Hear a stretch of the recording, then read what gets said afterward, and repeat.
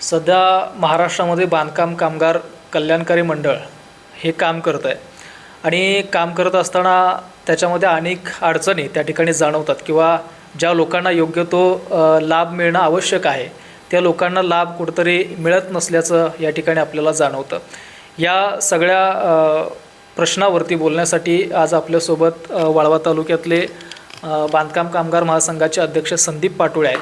त्यांनी अशी भूमिका त्या ठिकाणी घेतलेली आहे की बांधकाम कामगार महाराष्ट्राचे जे कल्याणकारी मंडळ आहे त्या मंडळावरती अन्न व प्रशासन विभागाचे जे आत्ता आयुक्त आहेत तुकाराम मुंडे साहेब यांची निवड त्याच्यावरती करण्यात यावी। आता त्यांची ही भूमिका नक्की का आणि कशासाठी आहे हे त्यांच्याकडून आपण जाणून घेऊया। तुम्ही आता एक भूमिका मांडली की तुकाराम मुंडे साहेबांना बांधकाम कल्याणकारी मंडळावरती त्या ठिकाणी नियुक्ती त्यांची करण्यात यावी, का आपण भूमिका घेतलेली आहे? प्रथमतः नमस्ते, जय हिंद, जय कामगार। खऱ्या अर्थानं आज महाराष्ट्रात आपण बघितलं, नगरपालिका असेल, महानगरपालिका असेल, ज्या क्षेत्रावरती ज्या विभागावरती तुकाराम मुंडे सारखी अशी व्यक्ती, एक प्रामाणिक निस्वार्थपणे काम करणारी व्यक्ती त्या पदावरती, त्या खुर्चीवरती बसली की खऱ्या अर्थानं त्या विभागातील म्हणजे त्या विभागाला न्याय मिळतो हे आम्ही आजपर्यंत ऐकत आलो आहे। आणि आता ताजीच गोष्ट आपण बघितली तर अन्न भेसळ असेल, दूध भेसळ असेल, आता तुकाराम मुंडेसारखा एक कर्तव्यदक्ष अधिकारी आज एवढ्या उच्च पदावरती आहे आणि आपण जे बघतोय आज माणसाच्या जीवाशी जी काही दूध भेसळ करणारी लोक खेळतात, बोगस तेल चालू आहे, अन्य प्रकारचे जी दुग्ध पदार्थ, अन्न पदार्थ असेल, अनेक प्रकारचे जे आता काही गोष्टी आहेत घातक शरीरासाठी, अशावरती मोठ्या प्रकारे आता धाडी चालू आहेत, कारवाई चालू आहेत। मोकांसारखे असे कायदे तुकाराम मुंडे साहेबांनी आणले। तर ह्याच्या पाठीमागं जर आपण बघितलं तर दूध संकलन किती मोठ्या प्रमाणात होतं आणि आता किती प्रमाणात कमी आलं आहे, खऱ्या अर्थानं हीच त्यांना त्यांच्या कामाची पोचपावते। म्हणून त्याचप्रमाणे सर्वसामान्य कष्टकरी, गोर गरीब, दीनदलित, हा अण्णाभाऊ साठेंनी म्हटलं आहे की ही पृथ्वी शेषनागाच्या फण्यावरती नसून शोषितांच्या, पीडितांच्या तळहातावल्या फोडावरती आहे, तळहातावरती आहे। त्याचप्रमाणे ही कष्टकऱ्यांसाठी जी महाराष्ट्र राज्य इमारत व इतर बांधकाम कामगार कल्याणकारी मंडळ आहे, या मंडळामध्ये 25,000 कोटीपेक्षा जास्त रक्कम या मंडळामध्ये आहे। मग ह्या मंडळाची स्थापना 2011 पासून झाल्यापासून मग आमच्यासारख्या काही लढाऊ संघटना आहेत त्या संघर्ष करत सर्वसामान्यांच्यापर्यंत ह्या योजना कशा पोचतील, त्यांना ते लाभ कसे मिळतील, अशिक्षित उच्च शिक्षित कशी होतील, कामगारांचा पोरगा कामगार न होता कुठंतरी उच्च अधिकारी कसा बनेल, ह्यासाठी आम्ही सातत्यानं प्रयत्न करत आलो आहे। पण अलीकडच्या काळामध्ये असं निदर्शनास येतं आहे की ही 25,000 कोटी रुपयाचं जे मंडळ आहे, एकंदरीत सत्ताधारी मंडळी आणि प्रस्थापित राजकीय मंडळी आणि अधिकारी संगनमताने करोडो रुपये खऱ्या अर्थानं भ्रष्टाचार करत असल्याचं आपल्याला दिसून येते।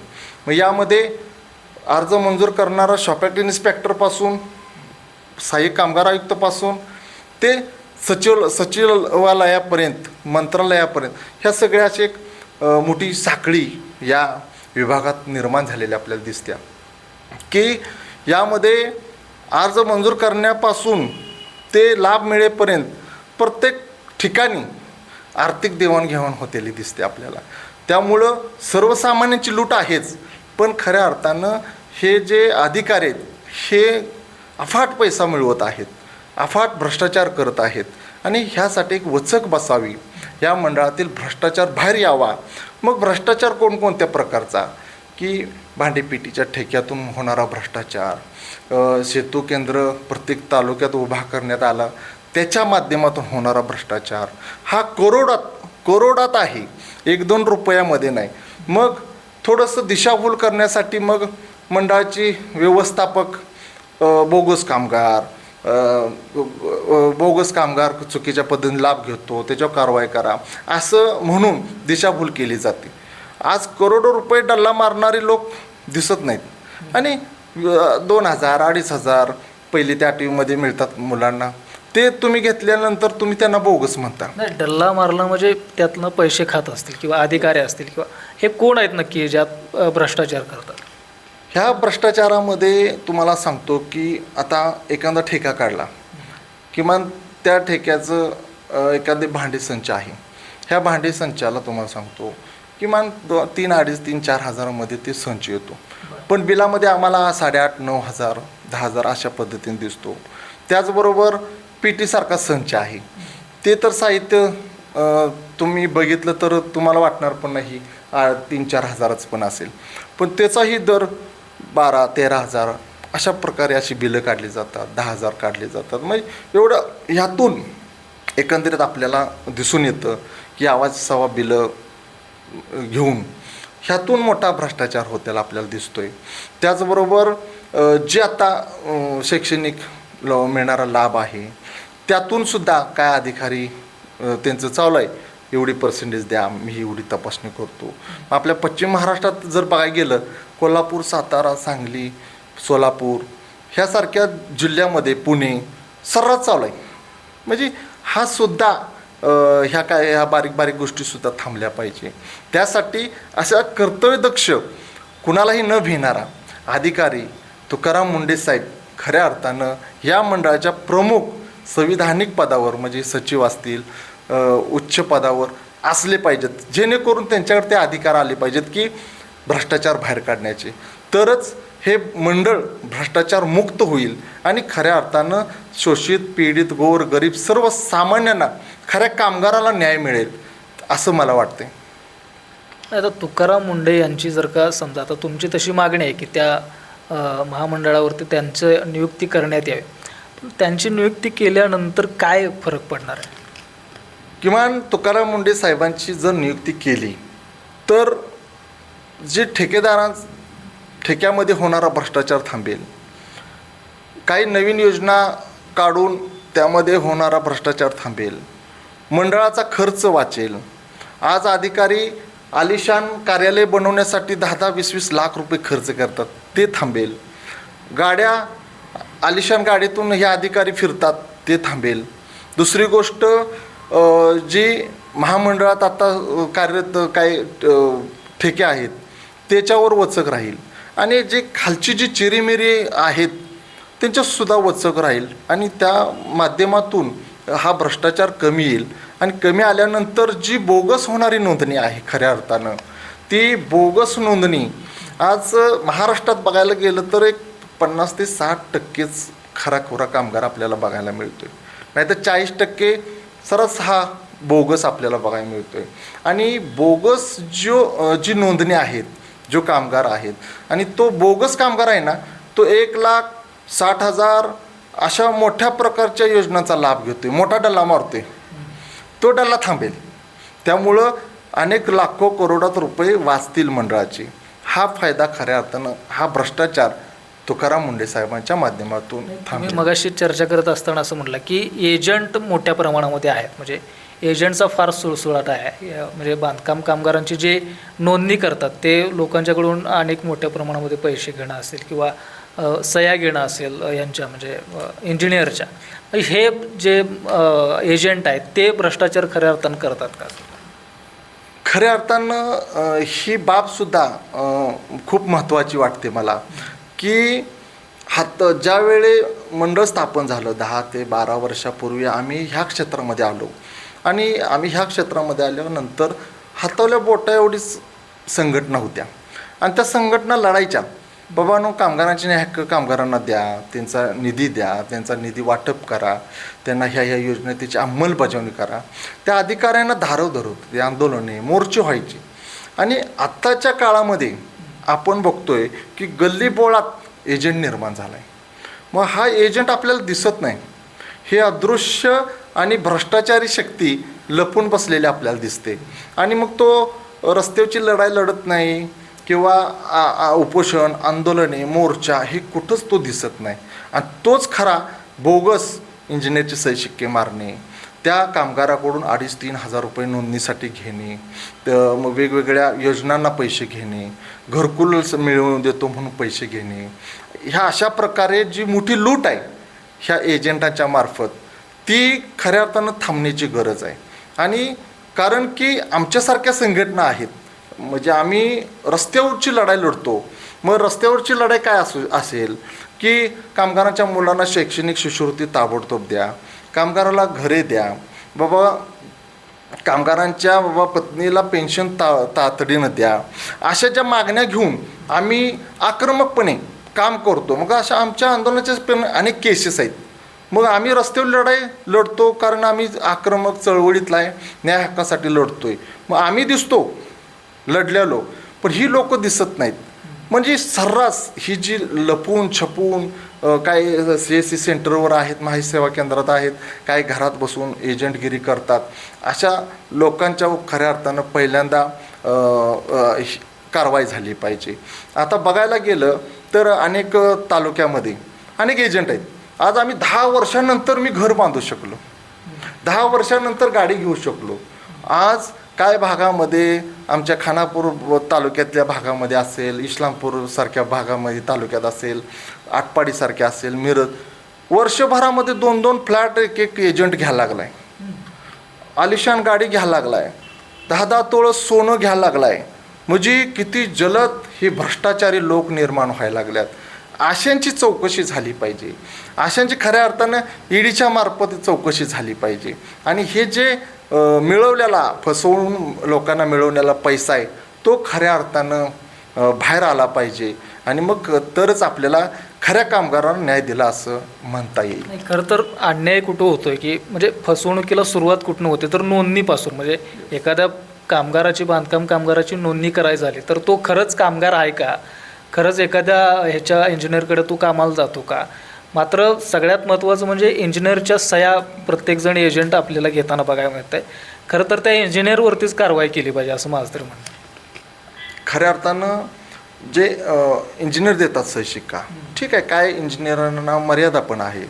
500 समजा 700 कोण सही शिक्के दिलेले दिसतात, 100-150 मिनिमम सही शिक्क्याचे काय मर्यादा आहेत. पण खऱ्या अर्थानं ह्या मर्यादा पण ओलांडतेला आपण बघतोय. तोच प्रश्न आहे, म्हणजे एखाद्या इंजिनियरकडे एवढे 1,500 हजार खरंच कामाला असतात का, हा प्रश्न आहे ना. खरं आहे. फक्त थोडंसं कायदे आणले होते 2-3 प्रकारचे. एक ग्रामसेवकानं दाखला द्यावा, दुसरा इंजिनियरने द्यावा, तिसरा नगरपालिकेच्या सेवेने द्यावा, पंचायत समितीच्या बेडवणी द्यावा, असे पण कायद्यात तरतुदी आहेत. पण हे अधिकारी जबाबदारी घेत नाहीत आणि शिक्के देत नाहीत. त्यामुळं इंजिनियर लोक सर्रास सही शिक्के देतात आणि त्यामध्ये काय बोगससुद्धा चालू आहे. इंजिनियरांना माहीत पण नाही की माझा शिक्का घेतला आहे, माझी सही घेतल्या. मग अनेकांच्या तक्रारीसुद्धा मग आम्ही पोलीस स्टेशनला बघितल्यात, आयुक्त कार्यालयात बघितल्यात, अरे ही सही वेगळी, आमची सही वेगळी आणि ही एवढ्या प्रकारची नोंदणी केली. मग अशा नोंदणीवरती बॅन आला पाहिजे, कुठं तर रोखल्या पाहिजेत. आणि हे पण तितकंच महत्त्वाचं आहे. इंजिनियरच्या सह्यासुद्धा बोगस असतात असू शकतात आणि आहेत. काय मंडळी ह्या परिसरात काय राजकीय लोकांची बाबांनो त्याची शक्ती पाठीमागं आहे, माझं कोण काय करू शकत नाही अशी म्हणणारी बरेच असे लोक आहेत की ते सर्रास अशा प्रकारे. असे काय इंजिनियर्स आहेत का की जे पैसे घेऊन सह्या देतात? काय इंजिनियर आहेत 500 रुपये घेतात, काय इंजिनियर आहेत 300 घेत आहेत, काय 100च घेतात, आणि काय एक आपली सेवा म्हणून आहे ती फुकट करते पण थोडेफार. पण अशा हातावली बोट आहेत. पण सर्रास इंजिनियरांचा सुद्धा व्यवसाय मोठ्या प्रकारे चालू आहे की 300, 400, 500, 200 असा सुद्धा इंजिनियरांचा मोठ्या प्रकारे हा व्यवसाय चालू झालेला आपल्याला. ज्यांना लाभ पाहिजे बांधकाम कामगार ते राहिले बाजूलाच, म्हणजे हे व्यवसाय वेगवेगळे व्यवसाय निर्माण झाले. येस. म्हणजे आता व्यवसाय वाढायला लागला आहे. काय कंस्ट्रक्शन असतं, काय पेंटिंग कामगार म्हणतोय, काय सिव्हिल इंजिनियर म्हणतोय, काय ठेकेदार, म्हणजे काय आता ऑनलाईनसुद्धा शॉपिंग लायसन काढतोय मी ठेकेदार आहे म्हणून, अशीची सुद्धा आता चालू आहे हाणाहाणी. त्यामुळं ह्याच्यावरसुद्धा काय गोष्टीवरती आता इंजिनियरांनी सुद्धा स्वतःचं आत्मचिंतन केलं पाहिजे की बाबांनो आता आपला व्यवसाय काय आहे, इमारती उभा करणं, त्या म्हणजे मोठे उच्च त्यांचे हे आहेत व्यवसाय आहेत. तर चिरीमिरीकडे लक्ष न देता बाबांनो त्यांनी पण हा जो गौडधंदा आहे तो बंद केला पाहिजे असं सुद्धा मला या ठिकाणी वाटते. खरं ही जी योजना आहे बांधकाम कामगाराची ती खऱ्या कामगारापर्यंत पोहोचण्यासाठी म्हणजे जो खराच बाबा त्या योजनेचा लाभार्थी आहे अशापर्यंत एक प्रामाणिकपणे पोहोचण्यासाठी काय तुमच्या दृष्टीतून मार्ग सुचतो? मला असं वाटतं की काय आमच्या सारखी प्रामाणिक लोक ह्या क्षेत्रामध्ये काम करतात. त्यामध्ये अनेक आंदोलनं आम्ही करतो, मोर्चे काढतो आणि अशा हातावल्या बोटावल्या ज्या मोजण्याच्या इतपतच अशा काही संघटना आहेत की त्याला 5 वर्ष झाल्यात, 7 वर्ष झाल्यात, 8 वर्ष झाल्यात आणि ह्या संघटना नोंदणीकृत आहेत, ह्याचं ऑडिट होतं. आणि अशा संघटनांना जर शासनानं एखादा ID दिला किंवा त्यांनाच अधिकार दिले तर खऱ्या अर्थानं ती जबाबदारी कामगाराची घेऊन त्या संघटना नोंदणी करतील आणि ते नोंदणी करत असताना खराखुरा कामगारच असेल आणि तो बघूनच तो करेल. जर बोगस निघाला तर ती संघटना त्या जबाबदार असू शकते. कारण आता जबाबदार कोण हेच नेमकं कळेना. मग घरात बसून करणारा एजंट जबाबदार का गल्लीत बसून करणारा एजंट का माहिती सेवा केंद्रात बसून का CSC सेंटरवर बसून कोण जबाबदार हा प्रश्न निर्माण होतोय. त्यात स्पेसिफिक बाबा असं शासनानं किंवा त्या बांधकाम कामगार कल्याणकारी विभागानं असं दिलं आहे का बाबा हेही लोकच फक्त नोंदणी करू शकतात? आता समजा तुमचं कामगार महासंघ आहे तो नोंदणीकृत आहे असं तुम्ही म्हणताय, म्हणजे त्या नोंदणीकृत असणाऱ्या महासंघाला बाबा हा अधिकार म्हणजे नोंदणीचा अधिकार. आता ह्याच्यामुळे काय झालं की एजंट कोण पण उडते, मी कामगार नोंदणी करून देतो, मला 1000 द्या, 500 द्या, 1500 द्या, 2000 द्या असं होते. माझे स्पेसिफिक असं कोणाला अधिकार दिला आहे का त्यांनी की बाबा तुम्हीच फक्त नोंदणी करू शकता? असा कोणताच अधिकार दिलेला नाही. त्यामुळंच खऱ्या अर्थानं एवढ्या मोठ्या प्रमाणात आपल्याला बोगस नोंदणी झालेल्या दिसत्या. कारण मग त्यासाठी नियमावली थोडीशी आणली पाहिजे. त्यासाठी असं संघटनांना अधिकार दिले पाहिजे आणि त्याला एक नियम लावला पाहिजे की ती संघटना किमान 5 वर्ष नोंदणीकृत असावी, त्याचा ऑडिट झाला असावी. अशा संघटनांना ते अधिकार दिले पाहिजे. नाहीतर आत्ता अलीकडल्या हे भागात बघतोय आपण, म्हणजे 2 महिने झालं, 3 महिने, एक वर्षाच्या कालावधीमध्ये किमान 1000 संघटना निर्माण झाल्यात. कारण त्यांना वाटायला लागलं ना बाबा ह्यात आता खायला मिळते, भ्रष्टाचार करू शकतो, संघटनेच्या नावाखाली काय बी करू शकतो. त्यामुळं त्याला पण सुद्धा निर्बंध येईल आणि अशा बोगस संघटना पण निर्माण होणार नाहीत. आता बोगस संघटना आता ह्या वर्षभरात अनेकांनी काढल्यात आणि मग मी कामगार नेता, मी कामगार नेते, कामगारांची नेते असं म्हणून फसवणूक मोठ्या प्रमाणात चालू आहे. आवाजचे ₹1.25 घेऊन लोकांना भांडी देणं नाही, ही जी भांडी 3ऱ्याला विकायची, 3ऱ्याची भांडी 4थ्याला जिंकायची, हे प्रकार ह्या लोकांनी निर्माण केल्यामुळं आणि आता त्यांना आर्थिक संघटना काढल्यामुळं मी मोठा आता नेता झालो, कामगार नेता झालो, ह्या गोष्टी थांबतील. कारण जी 5 वर्ष मिनिमम झाल्यात अशा संघटनांनाच खऱ्या अर्थानं परवानगी दिली पाहिजे, त्यांना अधिकार दिले पाहिजे. त्यात आणि दुसऱ्या पद्धतीचा असा भ्रष्टाचार होतो की बाबा समजा एखाद्या कामगाराला त्याच्या योजनेनुसार किंवा त्याच्या गरजेनुसार समजा 50,000 1,00,000 काय मिळत असतील ते समजा मिळाले तर त्यातले देखील एजंट लोक काढून घेतात, म्हणजे आमचं हे कमिशन, म्हणजे अशा पद्धतीचं सुद्धा अनेक ठिकाणी असलेलं आपल्याला. बरोबर. आता काय होतं आहे, एजंट जी नोंदणी करत असतात तर मग त्या वेगळ्या पद्धत आहे त्यांची, भ्या घालणं, कामगारांना कुठंतरी भीती घालणं आणि तू नाही दिलंस तर मग आम्ही अधिकाऱ्यांना हे देणार, कॅन्सल करायला लावणार, तक्रार देणार, असं भीती घालून जेवढं काही पैसे काढता येतील तेवढं हे एजंट लोक आपल्याला काढतील दिसत आहेत. आणि एजंट फक्त हे पैसे मिळवण्यासाठीच खऱ्या अर्थाने निर्माण झालेले आहेत, मग त्याच्या हितासाठी नाही. त्यामुळं माझं आव्हान आहे कामगारांना की अशा एजंटांना आपण बळी पडू नये. आणि एजंट जर आपल्या दारात आला तर पहिल्यांदा तुम्ही मला अनेक गावात जातो, मी शहरात जातो, बाहेरच्या जिल्ह्यात जातो की तिथं गेल्यानंतर अनेक लोक माझ्याकडे येतात, साहेब आम्ही आमच्या हातावली पोट आहेत, आम्ही ज्यावेळी कामावर जाऊ त्यावेळी आम्हाला 100, 200, 300 रुपये पगार मिळतो आणि त्यातून आम्ही ही नोंदणीची 1000 रुपये फी भरल्या, 1500 रुपये भरल्या, 2000 रुपये भरल्या आणि तो एजंट पळून गेलाय. माशी बंटी बबलीसारखी जोडी येते, पैसे गोळा करते, निघून जाते. तर मला आपल्या माध्यमातून एक आव्हान आहे कामगारांना की तुम्ही तुमच्या दारात जो एजंट येतो त्याला पहिल्यांदा तुम्ही आधार कार्डाची मागणी करा, तू राहतोस कुठं हिची माहिती घ्या, बाबा तुझी संघटना रजिस्ट्रेशन आहे का, बरं तुझं काम कार्य, तू आमच्या कामगारांच्या हिताची कोणते आंदोलन केलेतेस का, मोर्चा काढलायस का, कुठं न्याय हक्क काय मिळवून दिलेस का, तू हे दाखव. तरच आपण त्याच्यावर विश्वास ठेवला पाहिजे. नाहीतर आपल्या समाजामध्ये, आपल्या परिसरात, गावात येईल त्याच्यावर विश्वास आपण ठेवतो, लोक विश्वास ठेवतात आणि लाखो हजारो रुपये घेऊन तो निघून जातो. पुन्हा फोन बंद, इथं गावत नाही, तिथं सापडत नाही, त्या गावात गेलो, त्या गावात भेटत नाही आणि तिथं लूट आणि मोठ्या प्रमाणात फसवणूक होते. मग आम्ही आव्हान करतो, अरे आम्ही 14 वर्ष झालं ह्या क्षेत्रामध्ये त्याग केला आहे, काम केलं आहे, 24 तास ह्या क्षेत्रामध्ये आम्ही काम करतो, आंदोलन मोर्चे काढतो. आमचं जर पॉम्पलेट बघितलं तर आमचा फोटो आहे, आमचा मोबाईल नंबर, आमचा पत्ता आहे. अरे आम्ही पळून गेलो तर तुम्ही कुठेही धरू शकता, फोटो आहे आमचा. असं तुम्हाला फोटो टाकून पॉम्पलेट देणारा कोण निर्माण होऊ शकणार नाही. जर होणार असेल तरच विश्वास ठेवा, नाहीतर विश्वास अशा लोकांच्यावर ठेवू नका. जर आम्हाला विचारलं तुमचं कार्य काय, तुम्ही निवेदन काय दिलं आमच्या कामगारांच्या हिताच, हजारो निवेदन आम्ही दाखवू शकतो, हजारो आंदोलने मोर्चे आम्ही दाखवू शकतो. आमच्या फेसबुकवरती जावा, इंस्टाग्रामवरती जावा, तुम्हाला हजारो लोकांचा मोर्चा काढलेला तुम्हाला दिसेल. म्हणजे कामगारांच्या न्याय हक्कासाठी आम्ही लढतोय हे आमच्या बोलण्यावर विश्वास ठेवू नका, प्रत्यक्षित बघा तुम्ही, मग आमचा विश्वास ठेवा.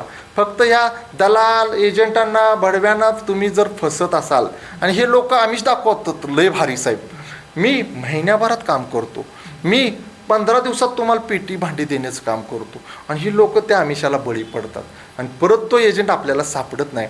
मग तिथंच आपला बांधकाम कामगार फसला जातो.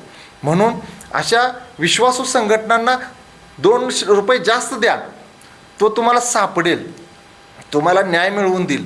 पण अशा एजंटांना तुम्ही जर आमिषाला बळी पडून 2 रुपये जास्त दिलं तर तो तुम्हाला घावणार नाही, पळून जाणार. ह्या माध्यमातून एक आव्हान मी आपल्या शेवटचा प्रश्न, ह्या सगळ्या एकंदरीत जे वातावरण बघता किंवा परिस्थिती बघता, काय नक्की मागणी? एकंदरीत वातावरण बघतोय, परिस्थिती बघतोय तर खूप वाईट परिस्थिती आहे, वाईट परिस्थिती आहे. थोडंसं मी अनेक मुद्दा घेतो की आता ह्या अधिवेशनामध्ये कामगार मंत्र्यांनी घोषणा केली की 1ली ते 8वीमध्ये आपल्याला एज्युकेशन किट मिळेल. आता त्या किटमध्ये काय आहे मला माहिती नाही. आता 1ली ते 8वीचा विद्यार्थी त्या किट घेऊन काय करणार सांगा? तो अभ्यास करणार का त्या किटचा अभ्यास करणार? एक तर ग्रॅज्युएशन झाल्यावर कुठं तर स्पर्धा परीक्षेसाठी तर त्याच्या उपयोगात येईल ना. ही किट घेऊन करणार काय? ह्या किटमध्ये आहे काय? बाबा टॅब आहे, लॅपटॉप आहे का, काय आहे हे सुद्धा थोडंसं सांगणं गरजेचं आहे. काय असा तिने माहितीच दिलेली नाही. मग 1ली ते 8वी 2,500, 8वी 10वी 5,000 रुपये मिळत होते, ते पूर्णपणे बंद केलेले. मग तुम्ही चालू काय केलं तर तुम्ही मेल्यानंतर नैसर्गिक मृत्यूला 3.5 लाख रुपये, ॲक्सिडेंटली मृत्यूला 6-6.5 लाख रुपये ही तुम्ही चालू केलं. म्हणजे जिवंत आहे माणूस, त्याच्या योजना बंद केल्या आणि मेल्यानंतरच्या योजना तुम्ही द्यायला लागलात. मग आजचा आमचा कामगार, आज आपण बघतो शेतकऱ्याच्या आत्महत्या वाढल्यात. येणाऱ्या काळात बाबा कामगारांना कधीच मिळवून ठेवलं नाही तर तो विचार करणार की मी मेल्यानंतर तर 6 लाख मिळतील, आता आत्महत्याच हा पर्याय माझ्याकडं, तरच माझं कुटुंब 2 रुपये त्याच्याकडे येतील आणि सुखी राहील, ही अशी भावना निर्माण होईल. त्यासाठीच ही योजना काढली की काय मला थोडी शंका वाटते. कामगारांनी आत्महत्या करावी परिस्थिती. आता एखादा कामगार बघा सर, 200-300 रुपये मिळवतो, घरापर्यंत येतो पण 150-200 रुपये संपवून टाकतो. आता एखादी ती भगिनी म्हटली की नवऱ्याकडे अपेक्षा केली की मला एखादी साडी घ्यावी, तर तो आणखी आहे ती पैशाची दारू पिऊन तिला मारणारच घेऊ. मग तिनं जिवंतपणे नवरा असताना कधी साडी घातली नाही, कधी चप्पल आणलं नाही स्वतःसाठी, कधी चांगली राहिली नाही, स्वतःच्या हातात बांगड्या घातल्या नाही. पण नवरा मेल्यानंतर 3-3.5 लाख रुपये मिळतात, 6.5 लाख रुपये मिळतात. म्हणजे खऱ्या अर्थानं नवरा मेल्यावर ती आनंदी राहणार का, सुखी राहणार का? मग हे आता अलीकडं मिळतात म्हणून मारण्याची पण शक्यता आहे. आपण आता बघतोय ना कसं प्रकारे आता पैशासाठी, प्रॉपर्टीसाठी खून मर्डर होत आहेत. त्या पद्धतीनं कामगाराचं सुद्धा आता बायको म्हणणार हे आला की ह्याला खात्मा करून टाकू, म्हणजे मला 6 लाख रुपये 3.5 लाख रुपये मिळतील आणि मग मी माझ्या जीवनात सुखी राहीन. अशा भावनासुद्धा एखाद्या वेळ निर्माण होतील असं मला वाटतंय. त्यामुळं शासनानं विचार करावा की आमच्यासारख्या काय वैचारिक अभ्यास पूर्व असणाऱ्या संघटनांचे प्रतिनिधी घेऊन योजनांची खऱ्या अर्थानं समाविष्ट करत असताना आमचीसुद्धा काही मतं घ्यावीत आम्ही पण सरकार सत्तेत येण्यासाठी लढलोय. सरकारमध्ये सुद्धा आम्ही पण एक घटक पक्ष म्हणून काम करतोय. तर आम्हाला सुद्धा त्यामध्ये समाविष्ट करणं गरजेचं आहे. नाहीतर मग कामगार ही व्याख्या खूप मोठी आहे आणि कामगारसुद्धा आता खूप मोठा आहे. जर अशा पद्धतीनं प्रचार प्रसार होत असेल तर सरकारला सुद्धा धोका आहे. येणाऱ्या काळामध्ये अडचणसुद्धा येऊ शकते. त्यामुळं विचारपूर्वकच असे मोठे निर्णय आहेत ते घेणं गरजेचं असं मला वाटतं. त्यामुळं ही जी येणाऱ्या काळामध्ये जी वाढता भ्रष्टाचार आहे तो थांबला पाहिजे. जी नवीन संघटना जे काय स्थापन होऊन काय संस्थापक म्हणून मी नेता म्हणून जी परिसरात वावरत आहेत अशांनासुद्धा कुठंतरी चाप बसला पाहिजे आणि ह्यांच्याच माध्यमातून खूप पद्धतीनं भ्रष्टाचार होतो आहे. अधिकारी फोपावला आहे. हे लोकच अधिकाऱ्यांना सवय लावतात पैसे देण्याची सुद्धा आणि मग त्यालासुद्धा आवड निर्माण झाल्या घेण्याची. मग खऱ्या कामगाराला सुद्धा त्याचा मोठा फटका बसतो आहे. म्हणून कार्यक्षम आणि धाडशी महाराष्ट्रातल्या अधिकारी जर आपण म्हटलं तर तुकाराम मुंढे साहेबच आपल्या महामंडळाच्या उच्च आणि चांगल्या पदावरती ते यावेत. यासाठी मी मुख्यमंत्री देवेंद्रजींना भेटणार आहे आणि खऱ्या अर्थानं तुकाराम मुंढे साहेबांना किमान 1 वर्ष द्या महामंडळ. सगळं बाहेर येईल ह्यामध्ये शंका येणार नाही. मी अशी देवेंद्रजी फडणवीस साहेबांना मुख्यमंत्र्यांना एक विनंती करणार आणि लवकरच भेटणार आहे या विषयाबद्दल आणि आपल्या माध्यमातून सुद्धा थोडंसं ह्या गोष्टीवर काय मंडळी बघतील त्यांनीसुद्धा दखल घेऊन प्रयत्न करावेत तरच भ्रष्टाचार थांबेल असं मला वाटते. तर नक्कीच आपण बघितलं की होते संदीप पाटोळे जे कामगार महासंघाचे अध्यक्ष आहेत.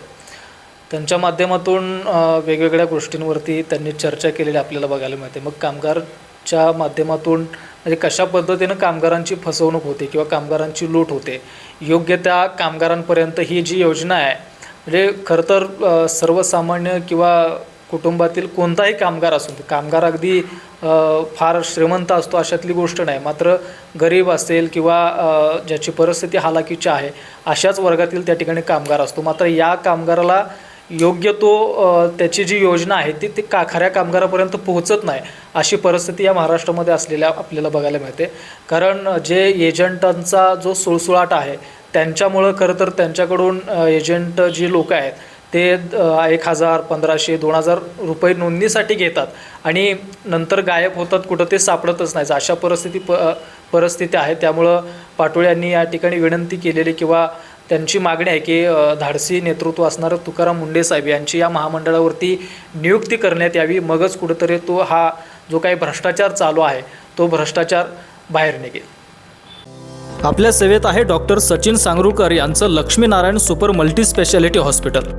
आरोग्य हेच आयुष्याची खरी संपत्ती आणि त्या आरोग्याची संपूर्ण काळजी आता एकाच छताखाली. अनुभवी व तज्ज्ञ डॉक्टर, अत्याधुनिक उपकरणे, सुसज्ज ऑपरेशन थिएटर, 24 तास आपत्कालीन सेवा, ICU, dialysis, digital X ray, CT scan, sonography, pathology तसेच विविध आजारांवरील विशेष उपचार, सर्व सुविधा एकाच ठिकाणी. मुख्यमंत्री सहाय्यता निधी, महात्मा फुले जन आरोग्य आणि बांधकाम कामगार आरोग्य या योजनांखाली सर्व उपचार व सुविधा मोफत. कमी खर्च, अनुभवी डॉक्टरांची टीम आणि माणुसकीची साथ हीच आमची खरी ओळख. तुमच्या व तुमच्या कुटुंबाच्या उत्तम आरोग्यासाठी आजच भेट द्या. आमचा पत्ता Peth Sangli road, my Hyundai शोरूमजवळ, Laxminarayan super multi speciality hospital, Ishwarpur. खाली दिलेल्या क्रमांकावर संपर्क करा आणि आपली अपॉइंटमेंट आत्ताच बुक करा.